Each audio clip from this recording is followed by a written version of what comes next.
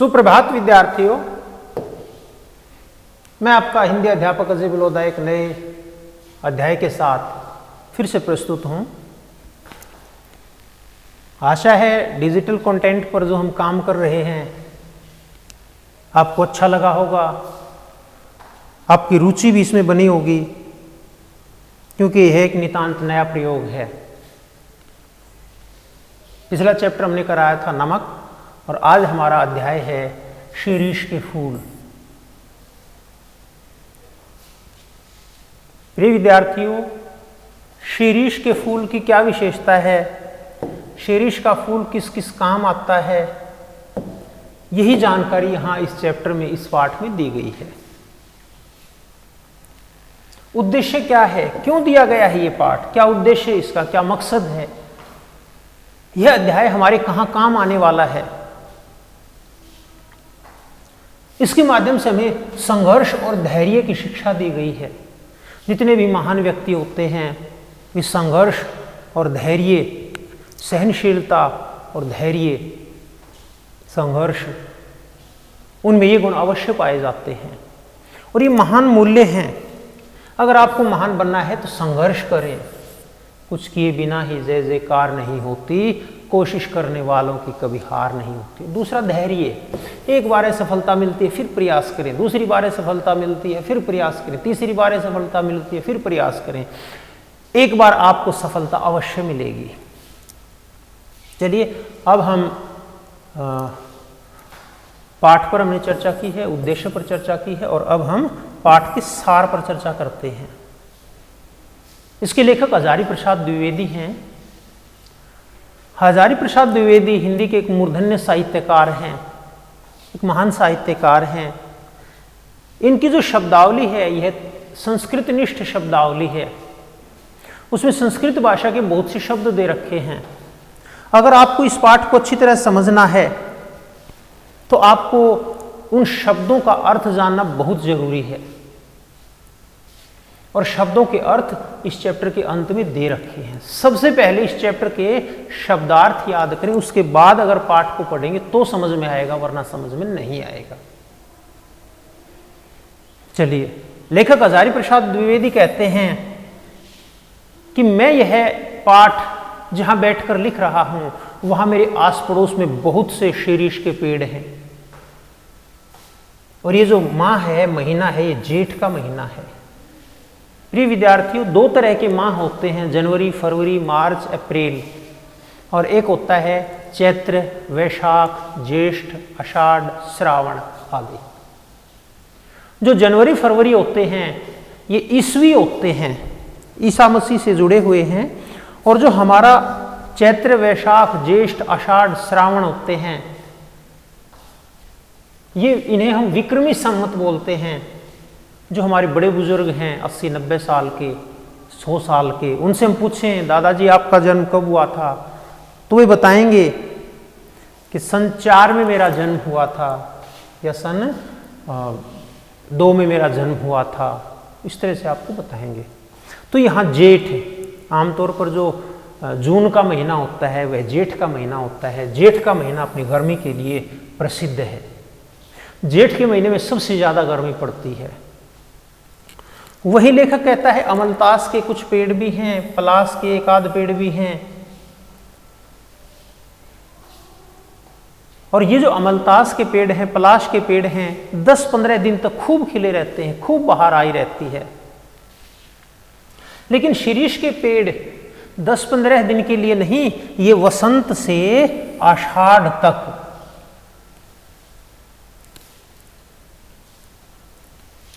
वसंत से लेकर आषाढ़ तक, जो वसंत ऋतु होती है ये फाल्गुन के महीने में आती है। तो हम यह मान सकते हैं फाल्गुन, चैत्र, वैशाख, ज्येष्ठ, आषाढ़, 1, 2, 3, 4, 5, यानी 5 महीने तक जो शीरीष का पेड़ है उसके फूल छाए रहते हैं, उसके फल छाए रहते हैं, और किसी प्रकार की गर्मी का इन पर कोई प्रभाव नहीं पड़ता है। पता नहीं अपनी जीवन शक्ति कहाँ से प्राप्त करते हैं। एक साहित्यकार ने कहा कि जो शीरीष का पेड़ है यह वायुमंडल से ही अपने प्राण लेता है, वायुमंडल से ही इसके जीवन का संचार होता है, और शायद यही है। कालजयी अवधूत के समान है ये। कालजयी का अर्थ होता है जिसने काल को जीत लिया हो, जिस पर काल का कोई असर नहीं पड़ता हो। जो बात आज से 200, 500, 1000 साल पहले भी सही थी, आज भी वह बात सही है, उसको हम कालजयी कहते हैं। क्योंकि दहेज प्रथा आज से 200 साल पहले या 500 साल पहले जब उसका आरंभ हुआ वह सही थी, आज बुरी बन गई है। पहले पर्दा प्रथा थी, जब इसका आरंभ हुआ तो वह सही थी, लेकिन आज बुरी बन गई है। कालजयी नहीं है, उसने काल को जीता नहीं है, समय के अनुसार उसमें परिवर्तन आता गया है। अवधूत, अवधूत होता है सन्यासी, एक ऐसा सन्यासी जिसने काल को जीत लिया है, जिसने समय को जीत लिया है, जिसने यमराज को जीत लिया है। और वह कौन है? वह शीरीष का पेड़ है। और शीरीष के पेड़ के में क्या है जो सबसे ज्यादा महत्वपूर्ण है? शीरीष के फूल हैं।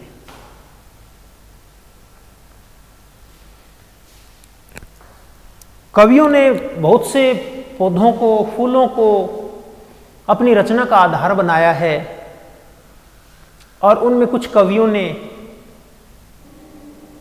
शीरीष के फूल को भी, शीरीष के पेड़ को भी अपने साहित्य का आधार बनाया है।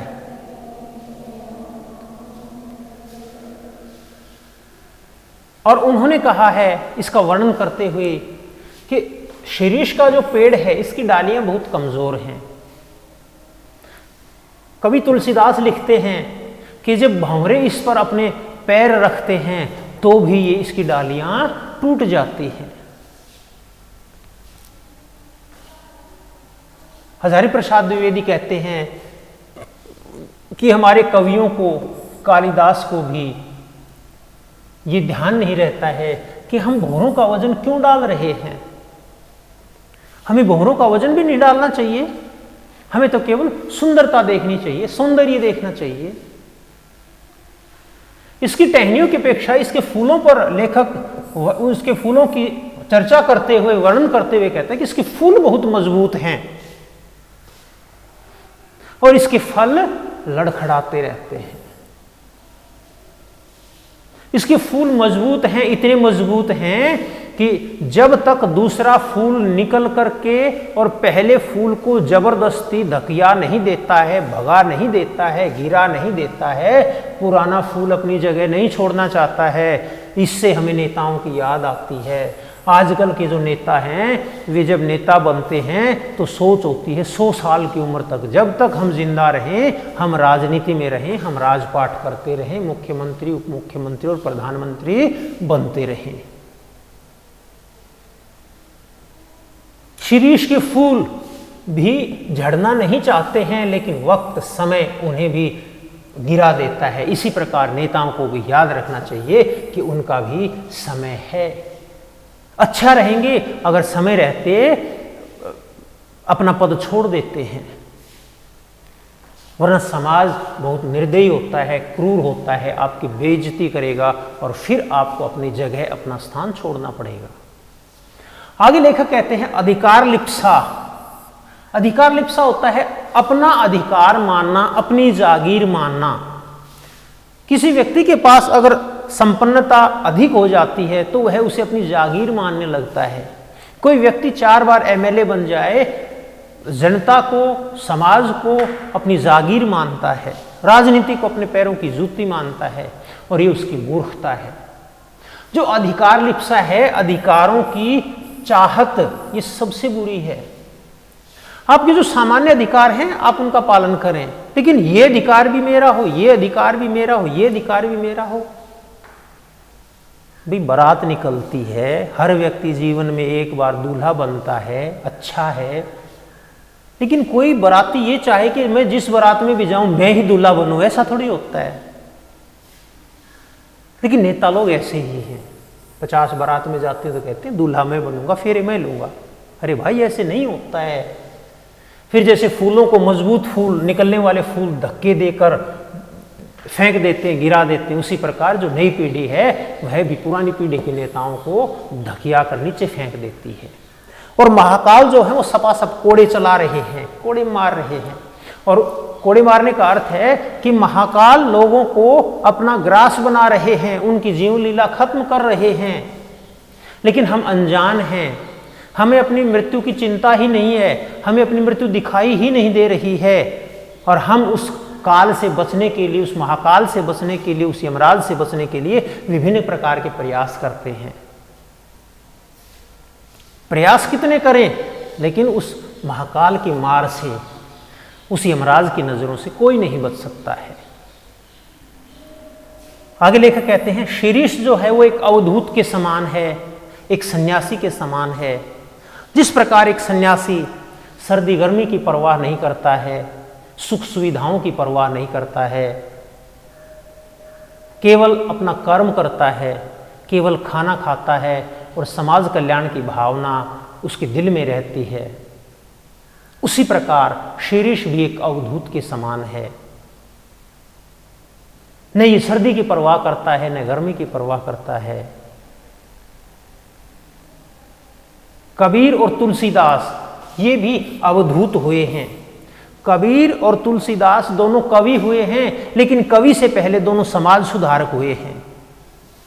कबीर की जितनी भी रचनाएं हैं उसमें उन्होंने समाज सुधार के बारे में बताया है। और इसी प्रकार तुलसीदास को एक भारतीय आत्मा के नाम से जाना जाता है। कहा भी गया है अगर किसी विदेशी व्यक्ति को भारत के बारे में जानकारी लेनी हो तो वह तुलसीदास का काव्य पढ़ ले। और तुलसीदास का सारा काव्य नहीं पढ़ सके तो केवल रामचरितमानस पढ़ ले। अगर रामचरितमानस पढ़ लिया तो उस व्यक्ति को भारतीय संस्कृति के बारे में पूरी जानकारी हो जाएगी, समस्त जानकारी हो जाएगी। तो कबीर हैं, तुलसीदास हैं, ये कवि थे, समाज सुधारक थे और उनसे भी पहले ये अवधूत थे। इन्हें किसी चीज़ की लिप्सा नहीं थी, किसी चीज़ की इच्छा नहीं थी, चाह नहीं थी, कामना नहीं थी, अभिलाषा नहीं थी, सर्दी गर्मी की परवाह नहीं थी, सुख सुविधा इन्हें नहीं चाहिए थे। केवल अपनी मस्ती में ही मस्त रहते थे। न किसी का डर होता था, न किसी का खौफ होता था, न किसी से कोई काम कराना होता था, न किसी से लेना होता था, न किसी को देना होता था। अपनी मस्ती में ही मस्त रहते थे।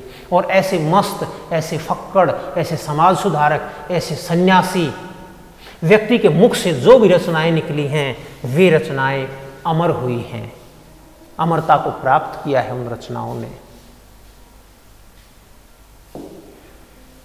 कर्नाटराज, कर्नाटराज का मतलब है कर्नाटक। कर्नाटक एक राज्य था, पुराने समय की बात है।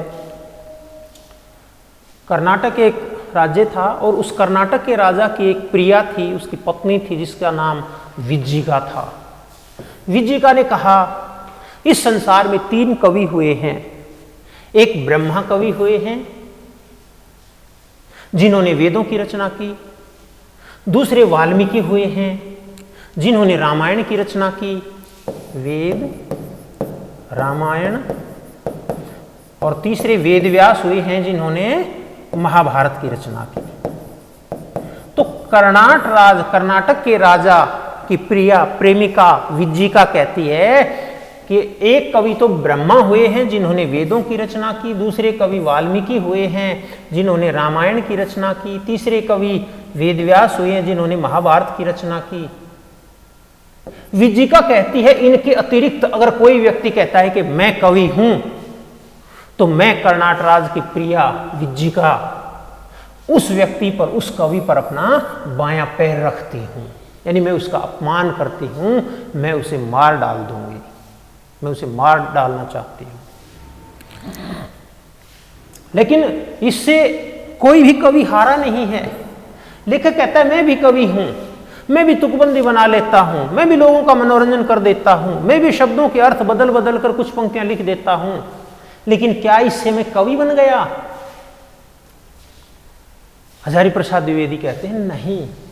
अगर आपको कवि बनना है, अब ये फिर हमारे पास एक उद्देश्य आ जाता है, अगर आपको कवि बनना है तो आप फक्कड़ बनो, मस्त बनो, घुमक्कड़ बनो, सुख की इच्छाएं छोड़ दो, दुख की चिंता करना छोड़ दो, अच्छा लजीज पौष्टिक भोजन और अच्छे सुंदर वस्त्र पहनना छोड़ दो, केवल फक्कड़ रहो, मस्त रहो, अपनी मस्ती में मस्त रहो और अपने लक्ष्य पर ध्यान केंद्रित रखो। तभी हम कबीर और तुलसीदास की तरह श्रेष्ठ कवि बन पाएंगे, अवधूत सन्यासी बन पाएंगे, समाज सुधारक बन पाएंगे, कवि बन पाएंगे। आज के कवि कवि हैं, लेकिन पुराने समय के कवि न केवल कवि होते थे बल्कि समाज सुधारक भी होते थे और उनसे बढ़कर सन्यासी भी होते थे। शीरीष के फूलों की महत्ता बताते हुए हजारी प्रसाद द्विवेदी कहते हैं कि महाराजा दुष्यंत, इनकी पत्नी का नाम शकुंतला और इन्हीं का जो बच्चा पैदा हुआ था भरत, उस भरत के नाम पर हमारे देश का नाम भारत पड़ा। राजा दुष्यंत ने शकुंतला का एक चित्र बनाया। चित्र बनाने के बाद दुष्यंत ने 2-3 बार दूर जाकर देखा और चित्र में कुछ अधूरा अधूरा सा लग रहा था। फिर नजदीक आता है, गौर से देखता है, लेकिन कोई कमी नहीं दिखाई देती है। अचानक महाराजा दुष्यंत के दिमाग में आता है कि शकुंतला के जो गंडस्थल हैं, गंडस्थल का मतलब गाल, यानी उनके कानों पर शीरीष के फूल कानों में नहीं डाले हुए हैं और कानों में शीरीष के फूल डाल दिए और वे उसके गालों तक लटक गए। तब राजा दुष्यंत ने देखा कि हाँ, अब शकुंतला का चित्र भरा पूरा लग रहा है। आगे देखते हैं। विषम परिस्थितियों में आज की जो परिस्थितियां हैं ये विषम परिस्थितियां हैं। आप ईमानदारी से काम करना चाहो, आपको काम नहीं करने देंगे। आप अगर गुंडागर्दी से काम करते हो, आपको काम नहीं करने देंगे। आप शराफत से काम करते हो, आपको काम नहीं करने देंगे। आप किसी भी प्रकार से अगर अपना जीवन यापन करना चाहते हैं, सुख शांति से, तो बिल्कुल समाज आपको अपना जीवन जीने की अनुमति नहीं देता है। आज समाज में क्या है? आज समाज में मार काट है, हर जगह झगड़ा है, द्वेष है, कलह है, दंगे हैं, फसाद है, अग्निदाह है, सरकारी भवनों को आग लगा दी जाती है, जनता को जला दिया जाता है, एक समुदाय दूसरे समुदाय को, एक वर्ग दूसरे वर्ग को, एक जाति के लोग दूसरे जाति का लूटपाट करते हैं। नई पीढ़ी है बिना काम की अमीर बनना चाहती है, अमीरी का शॉर्टकट, लूटपाट करते हैं और खून खंजर,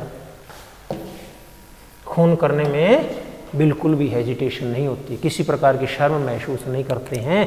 केवल फिल्मों को देखकर ये सोचते हैं, चाहते हैं कि हम शॉर्टकट अपना लें और अमीर बन जाएं। तो लेखक कहता है कि आज की परिस्थितियां कैसी हैं? विषम हैं। और आज केवल अवधूत जैसा व्यक्ति ही अपने आप का अस्तित्व बनाए रख सकता है। मारकाट की एक सामान्य व्यक्ति को चिंता होती है। फिल्मों में देखते हो, एक व्यक्ति है, उसने किसी का खून होते हुए देखा, गवाही देने के लिए चला जाता है, विभिन्न प्रकार से परेशान किया जाता है और कई बार उसकी हत्या तक कर दी जाती है। दूसरी तरफ इसी प्रकार के अन्याय होते हैं, अगर आप उनके गवाह नहीं बनते हैं तो आपकी आत्मा आपको धिक्कारती है। तो ऐसे में केवल अवधूत होता है, कोई मरे, कोई जिए, कोई एसी में रहे, कोई गर्मी में रहे, कोई माघ और पूष की सर्दी में रहे या कोई वसंत ऋतु में रहे, किसी को मच्छर काटते रहे, मलेरिया डेंगू हो जाए या कोई बहुत पैसे कमा ले, अवधूत को किसी प्रकार की कोई समस्या, कोई चिंता नहीं होती है। पाठ के अंत में हजारी प्रसाद द्विवेदी बताते हैं कि एक व्यक्ति था, शीरीष के वृक्ष के समान, शीरीष के फूल के समान, हमेशा शांत रहता था, संघर्ष करता रहता था, शांति और संघर्ष का प्रतीक था। लेकिन उस शांति और संघर्ष के प्रतीक को, उस अवधूत को, उस सन्यासी को, उस महात्मा गांधी को गोली मार दी गई।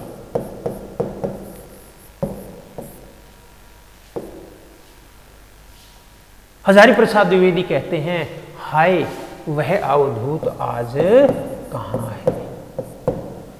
हाय हे भगवान, आज वह अवधूत कहाँ है जो लोगों को सत्य और अहिंसा के रास्ते पर चलना सिखाता था, वह खुद हिंसा का शिकार हो गया।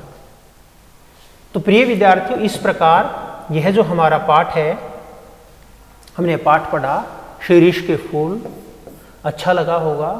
पहले भी मैंने बताया था, इस पाठ को समझने के लिए या हजारी प्रसाद द्विवेदी के किसी भी पाठ को समझने के लिए उसके शब्दों का अर्थ जानना बहुत ज़रूरी है।